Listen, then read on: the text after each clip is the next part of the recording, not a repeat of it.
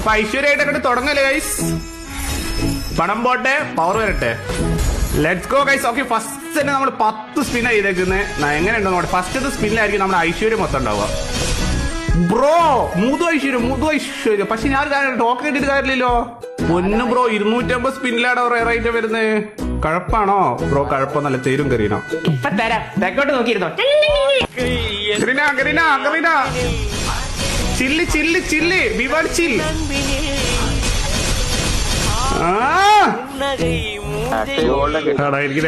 അങ്ങാനും goes കിട്ടിയ മൂഞ്ചി സത്യം പറയാലോ. ഗോസ്